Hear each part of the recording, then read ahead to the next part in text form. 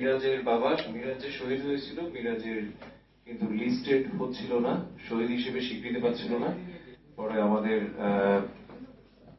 আমাদের নেতারা আসলে তাদের সঙ্গে যোগাযোগ করে, সরকারের সঙ্গে যোগাযোগ করে শহীদের তালিকায় এই মিরাজের নামটা সর্বশেষ যুক্ত করতে পেরেছেন। আচ্ছা, আমরা এখন আমাদের আরেকজন প্যানেলিস্টের শেষ বক্তা, এরপরে আমাদের রাষ্ট্র সংস্কার আন্দোলনের প্রধান সমন্বয় কথা বলবেন। আমাদের আরেকজন বক্তা খান সাইদ হোসেন, ওনার কাছে যাবো এবং এরপরে আমরা আসলে দুই একজন সময় যদি থাকে আর কি, আমরা দুই একজন থেকে কথাও শোনার চেষ্টা করবো। খান সাইদ হাসান, পিপিএম, তিনি হচ্ছেন ডিআইজি অবসরপ্রাপ্ত বাংলাদেশ পুলিশ। এখন কথা বলছেন। বিসমিল্লাহির রহমানির রহিম। আজকের এই খুব স্মরণীয়, আমার জন্য বিশেষ করে স্মরণীয় এই সভার সম্মানিত সভাপতি, উপস্থিত অন্যান্য প্যানেলিস্ট এবং আমার সামনে উপস্থিত ভদ্র মহিলা, ভদ্র মহোদয় এবং আমাদের প্রিয় সাংবাদিক ভাইরা, আসসালামু আলাইকুম। আমি আসলে মূলত শুনতেই এসেছিলাম, তার কারণ এরকম ক্রস সেকশন অফ পিপলের কাছে এই পুলিশের সম্পর্কে বা পুলিশ এবং পুলিশিং এর সংস্কার সম্পর্কে শোনার সুযোগ আমাদের খুব কম হয়। আর আমার তো ব্যক্তিগতভাবে আমার একটু নিজের কিছু লো ফলসও ছিল। আমি 12 বছর আউট অফ সার্ভিস ছিলাম, 2 বছর আউট অফ সার্ভেলেন্সে ছিলাম, যার জন্য কথা বলা বা শোনা কোনোটাই আমার জন্য সম্ভব ছিল না। এই কারণে এরকম অনুষ্ঠান আমি যখন আমাকে বললেন একজন উদ্যোক্তা, আমি খুব খুশি হলাম যতটা আমি যে শুনতে পাবো। তো আমি শুনেছি, আমি এতক্ষণ খুব মনোযোগ দিয়ে শুনছিলাম। সময় আমাদের হাতে কম এবং আমি আশা করবো আগে থেকে একটু বলেও রাখি যে এরকম এরপরের অনুষ্ঠানটা, এরপরের সেমিনারগুলো আমরা করবো। এতক্ষণ আমরা যেটা শুনলাম, আমাদের মোস্টলি আমাদের সমস্যাগুলো কি, রুগী যেভাবে ডাক্তারের কাছে যে বলে সেই কথাগুলো, আমরা এরপরে এই আলোকে কিভাবে সেটা চিকিৎসা করা যায়, আমাদের কি কি ফ্যাসিলিটিস আছে, কি কি অপরচুনিটি আছে, কি কি থ্রেট আছে, আমরা সেগুলো নিয়ে আবার আমি মানে কামনা করবো যে এরপরে ওই রকম আপনি উদ্যোক্তারা উদ্যোগ নেবেন, আমি সেখানে উপস্থিত থেকে শোনার চেষ্টা করব। আমি শুধু আপনাদের এক কথাই মানে খুব সংক্ষেপে আমি রিপিট করতে চাচ্ছি না। আমি শুধু একজন ডেডিকেটেড এক্স পুলিশ অফিসার হিসাবে যদি বলতে চাই যে আপনারা যে সমস্যাগুলোর কথা বলেছেন, এটাও যে আরেকজন খুব সুন্দরভাবে বলেছেন। প্রথম হলো আমি ইয়াং এই অফিসারকে, এই প্রফেসরকে আমি থ্যাঙ্কস বলতে চাই যে উনি এত অল্প বয়সে পুলিশ সম্পর্কে ওনার অনেক লেখাপড়া, শুধু লেখাপড়া না, আমরা শুধু তাত্ত্বিক বা হিস্ট্রিক্যাল কিছু কথা বলি ক্ষান্ত হননি উনি এর সাথে প্রেসক্রিপশন দিয়েছেন যেটা এইভাবে করা যায়, which is very rare for us. আমরা খুব কম শুনি, আমরা শুধু সবার পুলিশের সমালোচনা শুনি, তারপরে এমনও শুনি যে this is the only the department যার কারণে আজকে দেশের অবস্থা, অন্যান্য সমস্ত বাকি 28টা ডিপার্টমেন্ট মোরালেস ভালো চলছে, কিন্তু এটার কারণে শেষ হয়ে গেছে, এরকম শুনি। কিন্তু কেউ এরকম সাজেশন দেয় না বা কেউ প্রসিডিউর করেন যে দিস ইজ দ্য ওয়ে, এই আমাদের উইকনেস এবং থ্রেটগুলো আছে, এগুলো থেকে আমরা এই কাজগুলো করলে আমরা উত্তরণ ঘটাতে পারবো। সে পিছনে অনেক কারণ আছে। যাই হোক, তুমি খুব সুন্দরভাবে বলেছেন, আমি ইমপ্রেসড। ওনার সাথে আমি যোগাযোগ রাখবো এবং কথা বলবো। তবে আমি আপনাদের যেটা বলেছি, এ পর্যন্ত যে আলোচনা হয়েছে সবকিছু সমাধান করা সম্ভব। Short term, middle term, long term, 3টা প্রসিডিউর দিনে যেটা কথা আমাদের একজন বক্তা বললেন। আমরা যে সমস্ত সাজেশন দিচ্ছি, কমিশন বানাচ্ছি, কোনোটা 6 মাস লাগবে, কোনোটা 9 মাস লাগবে, কোনোটা 5 বছর লাগবে, কোনোটা সেই পাকিস্তান আমল সেই মিথ্যা খান কমিশন থেকে চলতেইছে। এখন আমরা কমিশন শুধু আলোচনা শুনে যাচ্ছি, কিন্তু আমরা তো এইখান থেকে বের হলে আমার পুলিশ লাগবে। ইমিডিয়েট আমাদের কি করা যাবে? তা আমি আপনাদের শুধু আশ্বস্ত করতে চাই এইভাবে যে we have every plan, short term, middle term, long term. কিন্তু আমাদের যেটা অভিজ্ঞতা থেকে আমি যেটা আপনাকে বলতে চাই, আসলে those who are powerful, maybe political power, maybe civil power, maybe military power, maybe business magnates, those who are powerful, ওনারা কি আসলে চান যে পুলিশ সংস্কার হয়ে প্রো পিপল হোক? My experience says no, my experience says no. কেন? আপনাদের আলোচনার মধ্যেই এসেছে যে পুলিশটা তৈরি করা হয়েছিল একজন ক্ষমতাসীন একটা গ্রুপের ক্ষমতাকে কুক্ষিগত করে তাকে ক্ষমতা রাখার জন্য। এটা ইজ দ্য বেসিক প্রিন্সিপাল। তো 47-এর পরে সরকার মানে শাসন ব্যবস্থার পরিবর্তন হয়েছে, কিন্তু ক্ষমতার লোভী ব্যক্তিদের পরিবর্তন হয়নি। সো যখনই যারা ক্ষমতায় এসেছেন, বর্তমান যে পুলিশের ওই সময় যে তৈরি করা পুলিশের সিস্টেমের সবসময় তাদের পক্ষে গেছে, যার ফলে ক্ষমতার আগে যে যাই বলুক না কেন, যাওয়ার আগে, ক্ষমতায় যাওয়ার পরে এই পুলিশিংটা তাদের যেহেতু ফেভার করেছে, পছন্দ হয়েছে, চেঞ্জ হয় নাই। ছোট্ট 2টা খুব কমন আইন দিয়ে আপনাদেরকে বলি স্পেশাল পাওয়ার অ্যাক্ট, বাদ দেন আমি ওনারা যারা হিস্ট্রি প্রফেসর ওনারা তো অনেক আগে থেকে বলেছেন 19 সাল, আপনি বাদ দেন স্বাধীনতার পর থেকে যদি বলি স্পেশাল পাওয়ার অ্যাক্ট, এই যে ডিটেনশন দেওয়া মুখ দেওয়া, এটা কম সমালোচনা হয়েছিল কবে 74-এ। তো 74-এর পরে তো অনেকেই সরকারি এসছেন, গণতন্ত্র দিয়ে এসেছেন, মিলিটারি ল দিয়ে এসেছেন, অমুক তমুক হাবি যাবি অনেক কিছু দিয়ে এসেছেন, কেউ পরিবর্তন করেছেন? করেনি। কেন? কারণ পরিবর্তন করতে পারে ক্ষমতাসীনরা, যারা পরিবর্তনের ক্ষমতা রাখেন, কিন্তু এটা তো তাদের পক্ষে যায়, মজা লাগে, তখন খুব এনজয়েবল হয়। এরপরে আসেন র্যাব ফরমেশনের সময়, এই যে আমি তখন 2005 সালের কথা বলছি, আমি তখন ওই খুলনা অঞ্চলে একটা জায়গায় আমি দায়িত্ব পালন করতাম। তখন যিনি বিরোধী নেত্রী ছিলেন বা বিরোধী দল ছিল, র্যাবের ব্যাপারে যাদের অ্যালার্জি ছিল, উনি যাচ্ছিলেন ওনার ওই ইয়ে পার হয়ে, আপনার নদী পার হয়ে মাওয়াদি এক জায়গায় যাচ্ছেন একটা কোথাও মিটিংয়ে, ওই ভাঙ্গা একটা মোড় আছে, ওখানে র্যাবের একটা টহল পার্টি আছে, সেখান থেকে উনি যেন ওখান থেকে যাবেন না। উনি কেন ভয় পাচ্ছেন যে র্যাব এমন এনার্কি করতেছে, এমন খারাপ কাজ করতেছে, এমন ক্রসফায়ার করতেছে যে তার নেতা কর্মীরা তাদের আক্রান্ত হতে পারে এবং হতে পারে। আমি পুলিশম্যান হিসেবে আমাকে ফোন করেছে এবং যখন তাকে বললেন যে অসুবিধা নেই, ওদের সাথে কথা হয়েছে। তারপরে তখন একটা আলাদা, কেন বলছি আপনার বোঝার সুবিধার জন্য, যদি সময় খুব কম, আমাকে একটা পুলিশ টহল পাঠাতে হয়েছে ওইখানে ওই র্যাবের কাছে, সো দ্যাট উনি একটু আশ্বস্ত বোধ করেন র্যাবের ওখান থেকে তাকে ডিস্টার্ব করবে না। এবং ওই সময় ওই দিন আমাকে উনি কমিট করেছিলেন যে উনি যদি কখনো ক্ষমতায় আসেন এই র্যাবটা ডিসমেন্টেল করবেন। এসেছিলেন ক্ষমতায়, করেছেন, খুব মজা পেয়েছে তখন, খুব মজা লেগেছে র্যাবের এই সমস্ত এক্সট্রা জুডিশিয়াল কিলিং এর সার্ভিসগুলো। তারপরে আমি জানি না এখন যারা কমিটেড আছেন যে র্যাব আমেরিকার স্যাংশন পেয়েছে, আমেরিকা আমরা অন্যভাবে বলি, এটা তো আমেরিকায় একটা ফ্যাক্টর। আমি ডাউট যে ক্ষমতাসীন যারা এখনো আছেন তারা কি র্যাব নিয়ে কোনো কথা বলবেন? সংস্কার সবকিছু করেন, কেন আপনারা বলতেছেন না যে এটা কেউ পছন্দ করে না, আমরা এটা নিয়ে একটা ব্যবস্থা করে আলোচনা শুনেছেন কখনো? হয়নি। বিকজ আমার ধারণা, আমি অভিজ্ঞতা থেকে বলছি, আই এম নট শিওর, আমি আশা করি যে আমি যেন সত্য না হই, ক্ষমতাসীনদের পছন্দ হতে পারে এগুলো। সেই জন্য আমার সকলের কাছে প্রশ্ন, আপনাকে ইনশিওর করেন দোজ হু আর পাওয়ারফুল, আগে আমি বলছি, শুধু যে সরকার পলিটিক্যাল লোকজন তা না, আপনি আমাদের দেশে আসেনি মার্শাল্লাহ হয়েছে না, 80 সালের পরে মার্শাল্লাহ আসছে না, কোন চেঞ্জ হয়েছে? হয়নি। বরঞ্চ এই সরকার এসার আইসিটি অ্যাক্ট কি অ্যাক্ট করেছে, এটা কি ব্রিটিশ আইনের চেয়ে ভালো? যারা ব্রিটিশ আইনের সমালোচনা করেন আমি তাদেরকে বলি যে ঠিক আছে, ঢালাও সমালোচনা না করে ব্রিটিশের কোন আইনটা, কোন ধারাটা আপনার জন্য পরিবর্তন করা দরকার বা আপনার কাজ করতে বাধা দিচ্ছে সেটা স্পেসিফাই করুন তো। I have not yet hard from my seniors, IGB বলেন, অমুক বলেন, তমুক বলেন, আমি শুনি নাই। তো আমার ধারণা, আমার যতটুকু স্টাডি, যে ব্রিটিশ আইন হলো পারফেক্ট আইন, 103 বছর স্টাডি করে তারা আইনটা করেছে। 1757 সালে এসছে, 1860 সালে প্যানাল কোড করেছে আইন, 1861 সালে সেটাকে বাস্তবায়ন করার জন্য লাঠিয়াল বাহিনী বানিয়েছে। হ্যাঁ, তো সেটাকে আমরা ঢালাভাবে বলি, আপনি যদি কেউ বলে ডেফিনেটলি আপনি পরিবর্তন করে ইংল্যান্ড, অস্ট্রেলিয়া, আমেরিকা, কানাডার মতো হইতে পারলে তো আমরা খুশি হইতাম, অ্যাটলিস্ট সিঙ্গাপুরের মতো হইতে পারলে খুশি হইতাম, কিন্তু সেটা তো আমাদের সময় লাগবে। কিন্তু ইন শর্ট টার্ম এই কাজগুলো যারা বলেন যে না আমাদের উপনিবেশিক আইন চলবে না, পারা যাবে না, তাদেরকে আপনার জিজ্ঞাসা করবেন যে কোনটা পারা যাবে না, ওই জায়গায় কি হলে পারা যেত, আমাদেরকে একটু স্পেসিফিক্যালি বলেন। ওগুলো অল আমি যেটা মনে করি আমাদের সহজ সরল মানুষদেরকে বা স্টেক হোল্ডার্সদেরকে এক ধরনের একটা বিভ্রান্তির মধ্যে রেখে আমি ওখান থেকে উদ্ধার হয়ে আসি। এইটা আর জিনিস হলো, আমি যেটা পাবলিক সার্ভেন্ট হিসেবে মনে করি, 20 কোটি মানুষের মধ্যে সবাইকে স্টেক হোল্ডার টার্গেট করার দরকার নেই আমার। আপনি 20,000 পাবলিক সার্ভেন্টকে টার্গেট করেন এবং তাদেরকে সংশোধন করেন, 20 কোটি লোকের দেশ ঠিক হয়ে যাবে। তার কারণ একটা টাকা উত্তোলনের ক্ষমতা কোনো এমপি সাহেবের, মন্ত্রী সাহেবের নাই। সেই টাকাটা সিগনেচারটা করতে হয় পাবলিক সার্ভেন্টের, either executive engineer or DC or SP or whatever the EMA. একটা লোককে গ্রেপ্তার করার ক্ষমতা নেই কোনো এমপি মন্ত্রীর, একটা লোককে একদিনের রিমান্ডে দেওয়ার ক্ষমতা নাই, একদিন আটক রাখার ক্ষমতা নেই কোনো মন্ত্রী এমপি। কে করে? পাবলিক সার্ভেন্টরা করে। এই পাবলিক সার্ভেন্টদের আপনি স্ট্রিম লাইনে নিয়ে আসেন, 20,000 লোক অটোমেটিক সব ঠিক হয়ে যাবে। এখন কিভাবে আনবেন? আমরা সবসময় বলি পলিটিক্যাল উইল লাগবে, অমুক উইল লাগবে, তমুক উইল লাগবে। ভাই এটা তো অন্যের দোষ চাপায় কারা? জানি যারা অপদার্থ। ভাই আমি তো নাচতে তো পারতাম, কিন্তু উঠানটা যদি আরেকটু বড় হইতো, আর যদি উঠানের মধ্যে কাঁটাটা না রাখতো, চকিটা না রাখতো, আমি পারতাম। আরে ভাই অন্যরা হোক না হোক, তুমি কতটুকু সংশোধিত হতে পারতেছো, তোমার মধ্যে কতটুকু আছে সেটা তুমি বলো না কেন?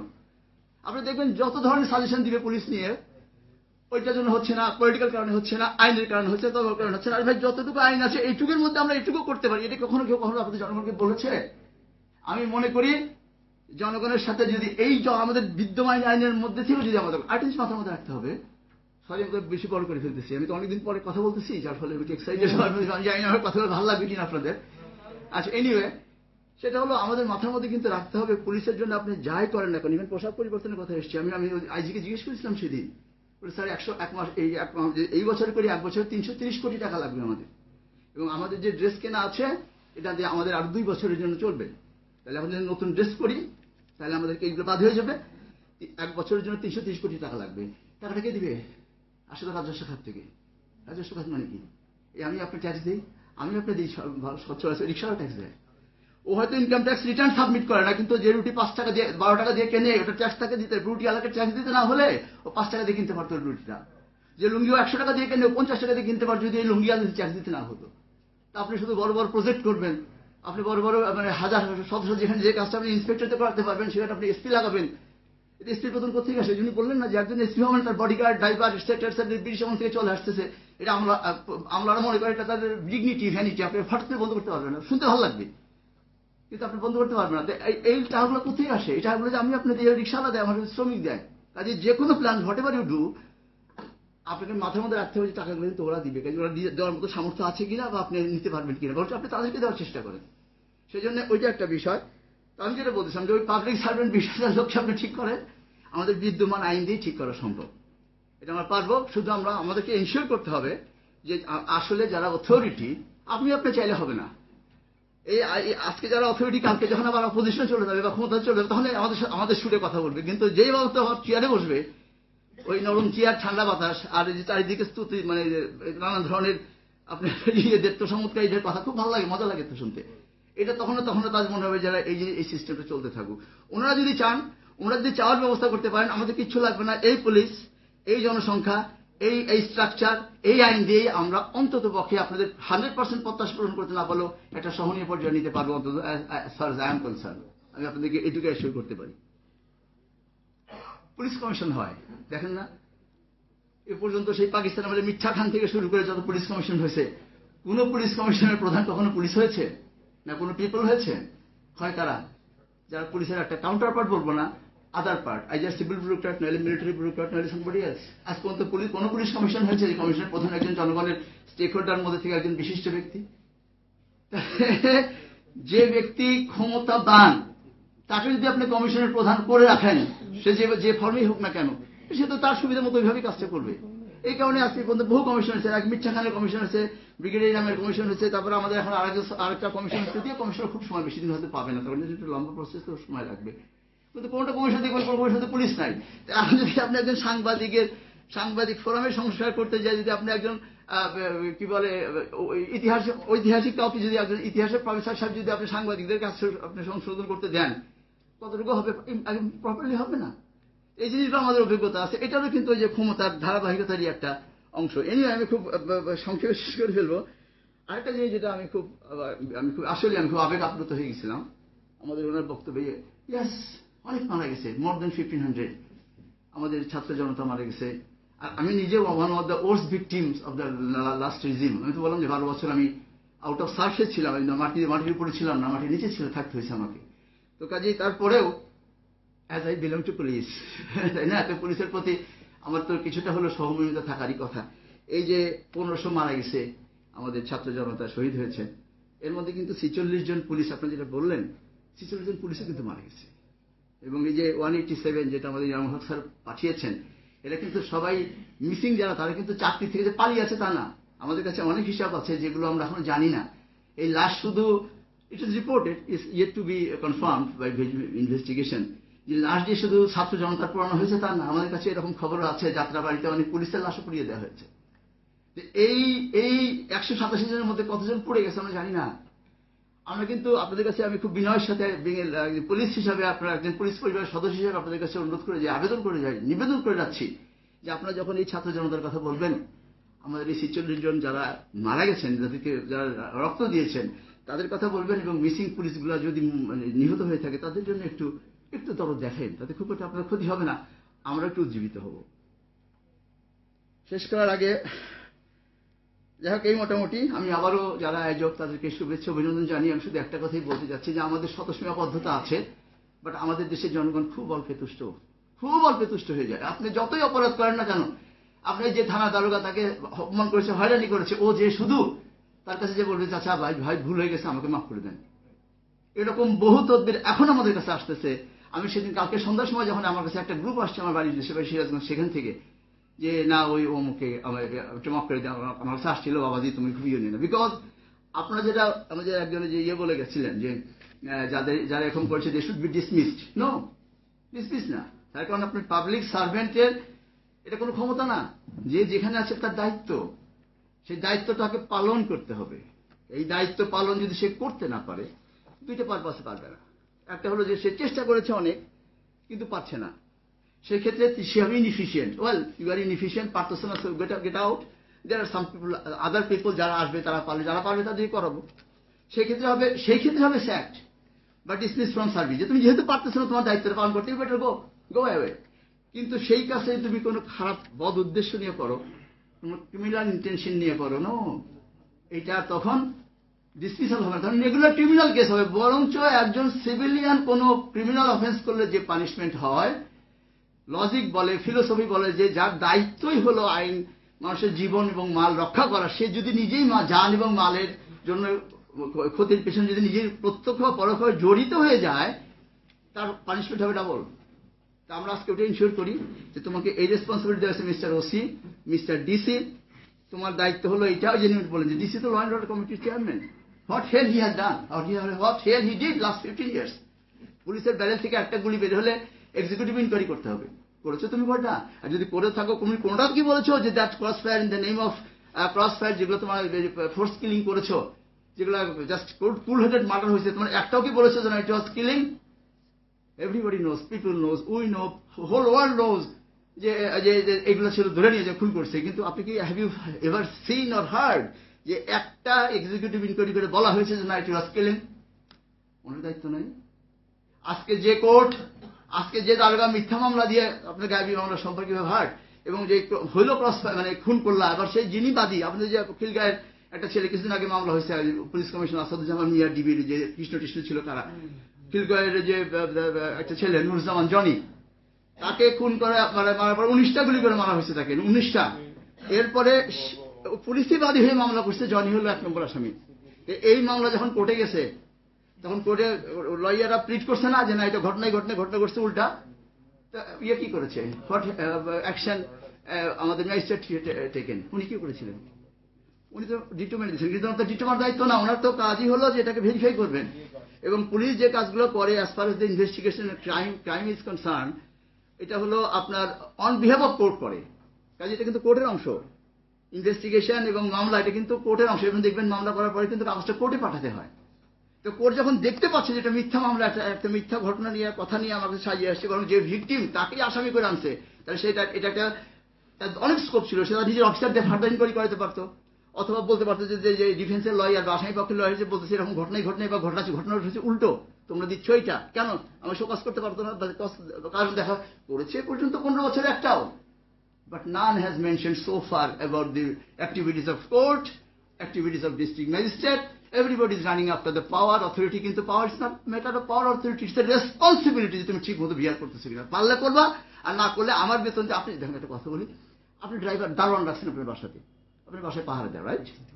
সে যদি ঠিক মতো কাজ না করে আপনাকে রাখবেন? সে যদি চুরি করে আপনি কি করবেন তাকে? The same is the case with the public servant and the public. Relation between public servant and public is nothing but আপনি এবং আপনার বাড়ি দারোয়ান। আপনার দারোয়ানের সাথে আপনি বেতন দিয়ে রাখলে আপনি যেভাবে ট্রিট করেন, সেই ট্রিট যদি আমরা যেদিন করা শিখবো বা করার মতো সাহস সামর্থ্য পাবো ক্ষমতাসীনদেরকে বাইপাস করে, সেই দিনই দেশের সবকিছু সম্ভব। আমাদের অনেক সীমাবদ্ধতা আছে, কিন্তু আমাদের সবচেয়ে স্ট্রেংথ মানে সবচেয়ে ইয়ে হলো যে ইউনিফাইড একটা নেশন আমাদের। এই যে 20 কোটি মানুষ, এক ধর্ম, এক বর্ণ, ধর্ম বলতে বলছো এক কালচার, এক কৃষ্টি, এটা পৃথিবীর কোনো দেশে পাবেন না। আপনি কক্সবাজারের একটা ছেলের সাথে ঠাকুরের একটা মেয়ের বিয়ে দিবেন, দিগ্বি সংসার হয়ে যাচ্ছে, কেন? বিকজ কৃষ্টি কালচারটা আমাদের একরকম। এটা আমাদের স্ট্রেংথ, আর আমাদের দেশের লোকগুলো খুবই ল অ্যাভয়েডিং এবং felling, that is our strength. কিন্তু এই জনগণকে আসলে তো আমরা কাজ করতে দিতে চাই না বা দিতে পারি না, বিকজ অফ দ্য পাওয়ার। যেটা সে ঠিক করেন ইনশাআল্লাহ সব হয়ে যাবে। আবারও আমি ধন্যবাদ জানাই সবাইকে আমাকে এরকম একটা বিরল অনুষ্ঠানে কথা বলার সুযোগ দেওয়ার জন্য। এই 12 বছর পরে আমি কথা বললাম, হয়তো আমার কথার মধ্যে একটু উল্টা যদি হয়ে থাকে আপনারা ক্ষমা করবেন। আর আমি আবারও এরকম প্রেসক্রিপটিভ, আর তো আমরা ডেসক্রিপটিভ অনুষ্ঠানটা করলাম, আমরা প্রেসক্রিপটিভ যদি কোনো প্রোগ্রাম যদি কখনো হয় আমাকে দয়া করে একটু জানাবেন, আমি শ্রোতা হিসেবে সেটা শুনবো যে কিভাবে কি করে। But we have all preparation, আমাদের সব প্রিপারেশন আছে, short term, middle term, long term. 100%, আমি আবারও বলছি 100% না হলে অ্যাটলিস্ট 60% আমরা ইয়ে করতে পারবো উইদিন 7 days। কিন্তু আমাদেরকে ইনশিওর করতে হবে যে আমাদেরকে কাজে কেউ বাধা দিবেন এবং ট্রুলি তারা চাই যে কাজটা হোক, হলে হয়ে যাবে ইনশাল্লাহ। Thank you very much. আপনাদের সবাই অনেক অনেক ধন্যবাদ খান সাইদ হাসান। আমাদের একটা প্ল্যান ছিল যে আমরা প্যানেলের বাইরে কিছু প্রশ্ন নেব, বক্তব্য নেব, কিন্তু সময় যেহেতু আসলে আমরা পার হয়ে গেছি অলরেডি, আমরা ক্ষমা চাচ্ছি যে আমরা আজকে সেটা নিতে পারছি না। কিন্তু